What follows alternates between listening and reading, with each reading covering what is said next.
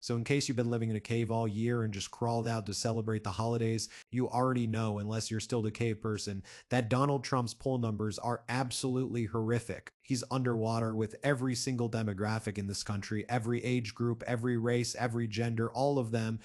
He has a negative approval rating on the economy, and his numbers keep dropping with every new poll. At this point, only 69% of Republicans even approve of his handling of the economy. That's still way too high, but it's also far lower than we've ever seen. For any Republican president in my lifetime, in more than 40 years, no Republican president has posted numbers this bad on the economy with their own party. On top of that, more and more MAGA voters are starting to realize that Trump is actually making their lives worse. And overall, it seems like everyone hates everything he's doing. Poll after poll after poll confirms it. I had 5 different polls from just the past week that I was planning to go over, but honestly, I don't need to walk you through the numbers. You already know them. They're bad and they're getting worse. Trump has hit rock bottom, and somehow every time he hits it, he keeps digging even deeper. And then last week, something unusual happened. Normally, when Trump gets terrible poll numbers, he lashes out at the pollsters, even conservative pollsters. He claims the numbers are fake, that he has the highest approval ratings ever, that everyone loves him, and that he's the greatest. This time, he didn't do that. Instead, he turned his anger on the people who don't like him, which is to say, basically, everyone.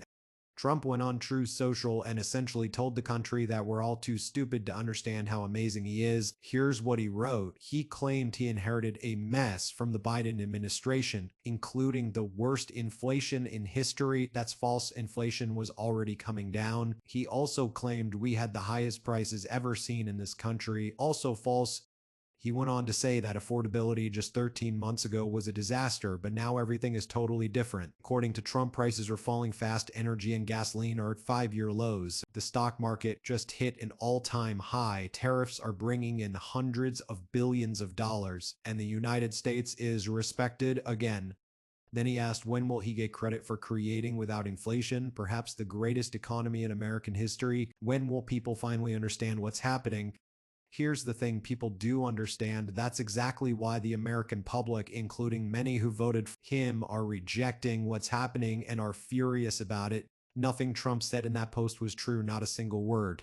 Energy prices are rising again, inflation still exists, and it's getting worse month after month. It has increased every single month since April. These are documented, nonpartisan facts. You don't get to have an opinion about a statistic. It's a number, it's real.